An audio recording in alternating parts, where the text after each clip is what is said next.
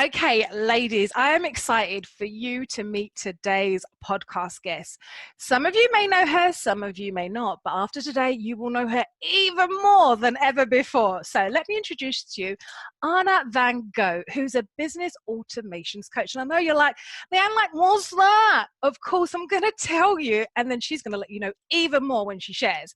So let me give you a little tip, right? Okay, so Arna, she helps 5-figure entrepreneurs hit 6 figures by streamlining their businesses and strategies to work less, but we like it, earn more. Like, who doesn't want to earn more?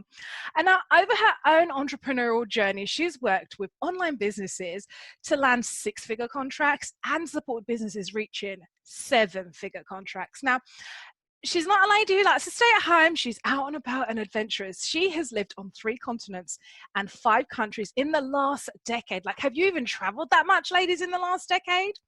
And Arna values the importance of communication in all different settings, whether it's in the office or it's in the boardroom or in the classroom, or my favorite, at the dinner table. So understanding how people communicate, how they listen and react is crucial to having successful relationships. And Anna's going to share a little bit more about that later.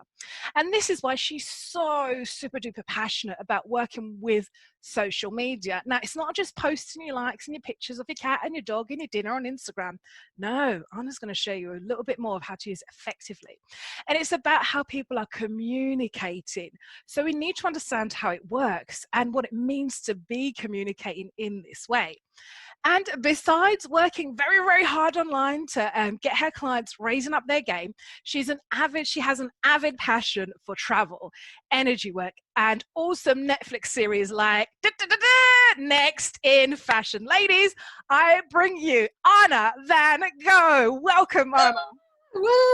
Hey! Yay! I love you so much, Leighanne. Thank you so much for having me. You're welcome. So good to see you today. And how are you doing today? Yes, I'm doing very, very well. I mean, we're, on the cusp of a heat wave, so I've got my shorts on and ready to roll. Hey, Anna, so I was thinking, right, often, like, when we've got to speak in business, we want to sound like quite authoritative. And I know, like, sometimes even when I'm on the phone speaking to people, they assume just by the sound of my voice that I'm much younger than what I actually am on paper. So I wanted to ask you, like, how do you sound like you're in authority? What are some tips that you could share with our listeners? That's such a great question. And, I think that a lot of people struggle with this because, well, of a few different things. So I'm going to start with the first most simple thing, which is practice, practice, practice. Yeah. It's one of those things. I don't know if you've read Malcolm Gladwell. No. Oh, I forgot what the book is called, but where he talks about, it's so old. Oh my gosh, now I feel old.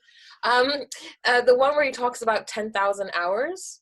Okay. And how, like, the Beatles were the Beatles because they spent about 10,000 hours playing in all nightclubs in Berlin before they became the Beatles. Wow, I didn't know that. Yeah, so there's this, like, unofficial 10,000 hour rule. Okay. And so for me, like, I was stood in front of a classroom at age 12 teaching English to Taiwanese kids. So I don't have a problem standing up in front of people and just kind of going with the flow, like making things up as I go along sometimes. I have some entrepreneur friends and they sometimes, like, throw me in their group, okay, Anna, please do a masterclass, like 5 minutes prep time. And I am still able to do it because I am very, very sure in what I say. And as you can tell, I'm also pausing in the right places. Yeah. My inflection goes up in the right places, but that's only because I have practiced so much. Yeah. So it sounds rehearsed. I remember I was doing an interview for a masterclass I'm teaching in July, and she was like, "You sound super rehearsed." And I was like, this is just how I sound because I talk about this all the time. I talk about this on my live video. I talk about this in my group and with my colleagues and with my friends and with my clients. I'm talking about this all the time. So it's really easy for me to really dig into the issues that I need to dig into. And there's also such a thing as feeling the room, right? So you can really feel the energy of a room and what's happening in it. And that gives you a lot of power as well. Mm-hmm. So, I'm pausing, stopping, Yeah. and just letting the silence sit a little bit so that you can absorb everything that's happening. Yeah. And so, there are many ways that you can practice. You can do Facebook Lives. Yeah. I started a 365-day Lives on Facebook challenge. Wow. And I kind of fell off the wagon in June because of everything that's been happening, but I plan to get on it again. Yeah. But it's practicing, like, what do I say? Like, how long do I want to speak? And how can I speak in such a way that is interesting for people? Also, really work on your inflections and your excitement level, because there's nothing worse than going on a podcast and hearing someone like they're about to go to sleep. Yeah. Right? Like, you are so boring, you're so dull. Or are you not interested in what you're talking about? Then why are you talking about this? Right? And so, I love listening to podcasts from really, like, people I look up to, like, really, the greats, like Marie Forleo, excellent orator, really, really excellent. Yeah. And I love just learning from people like that. And, I listened to Amy Porterfield, like, religiously for a year. Yeah. So she pronounces her words so exactly. Yeah. She is so purposeful in the way that she brings across her message. And I just soaked that in just purely by, like, osmosis, like, just soaking it in, because I'm listening to people that are a great example for me. And when I do hear a podcast and I'm interested in the podcast, but the person doesn't sound like they're into it, then I turn it off. I'm like, I don't want this in my life. I don't need this. You could be talking about how to mine for gold in your back garden, and I will still not listen to you because you're clearly not interested. So, I think it's so important. You pick something you're interested in. Pick something that really fires you up so that you get to talk about it. Yeah. That's really important for me. I love that. Yeah, definitely. Practice, practice, practice. It sounds so easy, but it really does. And the more times you practice, it's like it kind of downloads more confidence in you, more of a calmness too. And I'll have to probably Google the book, because I've not heard of it, Malcolm Gladwell one, but I'll probably have to Google it and just check which one it is. I can put it in the show notes, definitely. And I love the tip that you said about fill the room, particularly if you're doing, like, it could be even a training for 4 people, 5, 10, or 300 room speech. People are very obvious with their thoughts and feelings. Some are good actors, but people are genuine. You can kind of read what the room is saying to you, what vibes are you getting, definitely. And I like this one. Silence is okay. It's okay to have a pause, or a break in between, to give that dramatic effect, or just to kind of let that sit right there. I really, really like that. And the 365 Facebook Live challenge, that is huge. Like, to go on live each day, give your heart, give your all, passion, go for it. That sounds really, really good. And that's like something that I know some of our listeners who want to go on live, not sure what to say, but the tips you've given are really, really helpful. And practice, particularly I really love this, using the voice as a tool, because that's what I do each day, to really be purposeful with the words. And that's why we've got such great speakers to listen to, because they've practiced so much. They're using every single word and the breath as a powerful tool to kind of get this point across, that point across, etc. Just really, and as well, I know what you mean. There's some podcast people like, why are you even talking? Like, the topic's really good, but just you're not, and just be passionate and pick something passionate. Then the passion will kind of come through that as well. You can't hide passion. Definitely not. Like, if I had a podcast about food, it would be one of the best, because that's one of my passions. Definitely. Yeah, Love it. absolutely. Yeah, Love it. definitely. And while you were speaking, Obama came to mind. The Obamas, both of them, Both of Michelle them. and Barack. And Barack uses so much silence. A lot. He uses a lot of, like, you can really see him processing and making an intention about, how do I want to bring this across? Yeah. And that's incredible. And Michelle has so much passion in her speech. Yeah. Like, she has so much, like, incredible energy. And, like, when I watched a documentary like 3 times on Netflix, and just like, and it's so good. And it's because, like, you see the way that she is, everything she does is with purpose. And so, and I want to move into the next point, which is doing the inner work. So It's quite awkward. So I'm a business automations coach. Yeah. Which means that like I'm very technical, and I really like looking at the details and understanding like, you know, timetables and time blocking and all these things. Yeah. But there's also a very soft side to me. There's my spiritual side. And if you want to call that God, Allah, like whatever you want to call it, whatever brings you peace and whatever centers you is your spiritual side. And so when I talk about, you know, doing the inner work, it really kind of comes down to, how are you going to make yourself a better person? Yeah. What are you doing? How can you do the light work, the shadow work? You know, there's so many different modalities out there.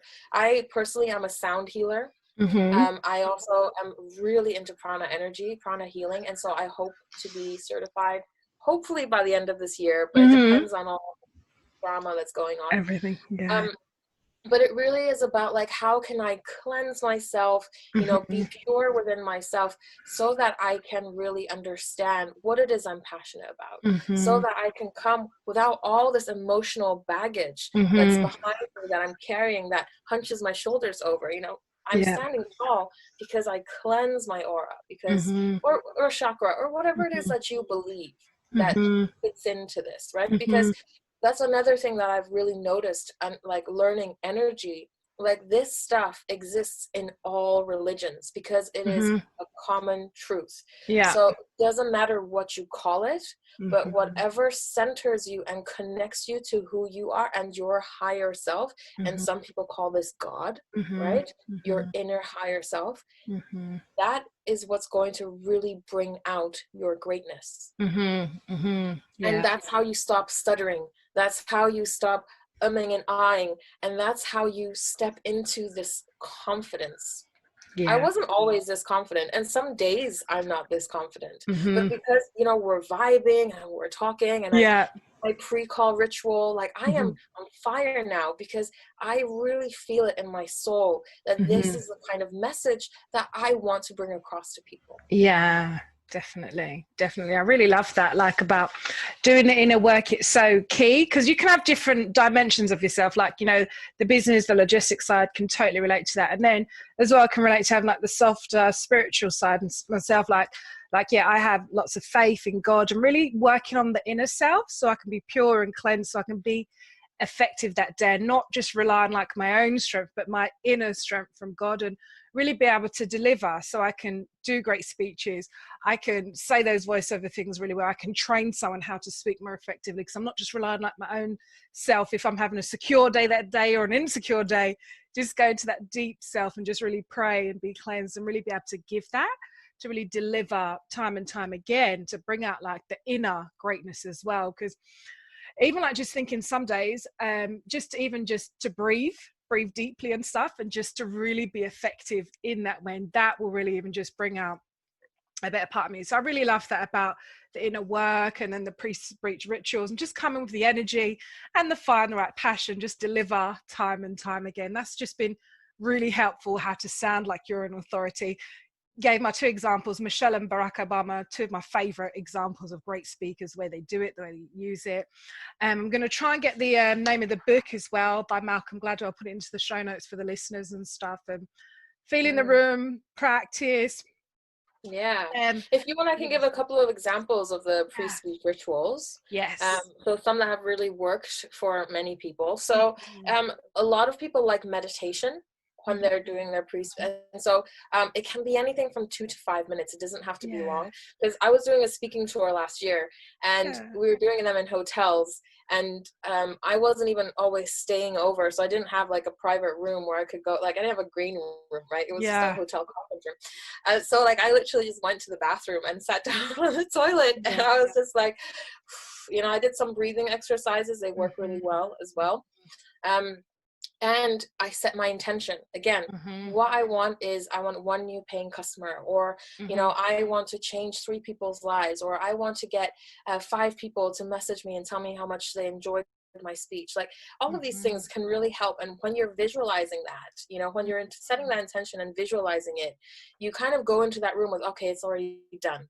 So all I need to do is just speak, right? One thing that I also really like doing is it's called tapping into source. Okay.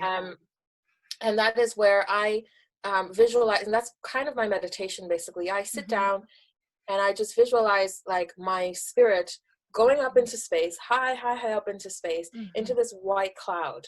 And I'm just there like, wow. And that's my higher self. And I'm floating in this energy and I am just absorbing all of that energy. And that is my higher self. And I just stay there in my head. So by the time I'm doing my speech, I'm in the high cloud energy. It's not me anymore. It doesn't matter what I had for dinner because that energy is coming straight down from divine. Yeah. And then after the speech, you just feel so excited. Like after this interview, I'm going to be like, yeah, let's bring it. Like, let's take on the day because I'm so connected to that higher self. So those are really good things that you can do. I know that a lot of people like being prepared. Yeah. I hardly ever have notes anymore just because I've been doing this for so long. It's easy for me just to kind of pull it out. But if you have notes, don't write sentences, you guys. Only write words or phrases to remind you of what you need to say. And that is it. Great. That's really, really helpful. Pre-speech rituals. Like I like meditation. I'll kind of pray and stuff or breathe and set the intention, like what is my goal? What do I want out of this? Calls, more business, clients, etc. That's really good. And then just going into the room and the delivering because it's already done anyway, because you already kind of, prayed about, envisioned it, etc. And just tapping in. And I like what you said about notes. I don't like it when I'm at a speech, someone's reading the notes. I'm like, just give me the paper. I'll read it myself if I want to read a blog. Exactly. Like, definitely. Or like really wordy PowerPoints. I'm like, I can read that. Let me just read that out loud. Yeah, definitely. Really, really helpful. Thank you so much. And that's really, really helped how to sound like I'm in authority, all of the different tips that you've given and the examples and stuff. Very, very helpful. Really, really helpful. I've learned so much. Definitely from all of the points that you shared today, Arna. Just before we kind of go as well, I was just wondering if there's anything that you're going to be working on or any projects or challenges or anything that's happening in the next few months or rest of this year that our listeners might be interested in. Yeah, of course. So I have, there's so much going on right now. I'm so excited. So I don't even know where to start, but I think the best thing to do, I think you already have it anyway, and hopefully you'll be putting in the show notes, the 5 ways to focus better freebie that I have. Oh, nice. It's literally 5 things that you can implement within 15 minutes, and you're going to find better focus in the day, and you're actually going to be more productive in your day. And once you sign up for that, you'll be popped onto my newsletter. So you'll be able to hear about my new group program that's coming out that is really about unfogging your business and streamlining your business in a way. And that can be actually applicable to many different online service providers. I also have a membership that is coming out the end of the summer. Haven't decided on a date yet, but that is really just the nuts and bolts of how to do certain things to make sure that you're not wasting your time on doing admin and all of these boring things. You can actually focus on growing yourself and, of becoming a better person. So nice. Excellent. That sounds really, really great. And then where do you hang out online? Where can people find you? Yeah, absolutely. So my 2 favorite channels are Facebook and Instagram. So you can definitely find me on there. I'm called Being Dutch-anese. So again, head to the show notes because I realize that's kind of hard to spell. So it's just being and then Dutch-anese. And that obviously I'm trying to incorporate my Dutch and Taiwanese heritage together. And so that's what happens when you put a Dutch and a Taiwanese person in one body. You get multiculturalism to the max. Definitely. Yeah, it's such an interesting blend, definitely. And then thank you so much for sharing about like what's going on in business, like the group sounds like it's going to be interesting, and the membership as well, really unfogging the business. That sounds really, really key. Definitely. I'm excited to hear more about that, and I'll put it into the show notes. And was there any final thoughts you wanted to share with the listeners before we go? Be kind to yourself. I think I've been told this a lot in my lifetime, and I never really understood what it meant. And I think what's important is when you're being kind to yourself, just take a step back You Mm-hmm. don't have to be full throttle all the time. You don't even have to be Wonder Woman all the time. I'm only Wonder Woman 20% of the time. Mm-hmm. You don't have to do it all the time. And so just be kind to yourself, whatever that means. If it means a bowl of ice cream on a Monday night, Mm-hmm. you know, if it means just a little break in the middle of the day, whatever that means for you, Mm-hmm. just observe it for yourself and, you know, give yourself some credit. You only have one life to live. Definitely. Yeah, I really love that. Be kind to yourself, definitely. And just thank you so much, Arna, for everything that you shared today, all of the points you shared. It's just been such an interesting learn, more to learn more about you, business, myself, and I really am sure the listeners have heard so much, lots of different tips and stuff, and they know how to get in contact with you, and I'm sure they'll get hold of me if they can't get hold of you directly. But it's been such an honor to have you on the podcast, and it's just been so great. It's just been like a chat with one of my sisters, I must say. It's been really, really, really great to just learn more about you, and I can't wait to the next one that we record. We're going to learn so much more, and it's just been great. Thank you so much for coming on and sharing. Absolute pleasure, Leighanne. Thank you so much for having me. Thank you.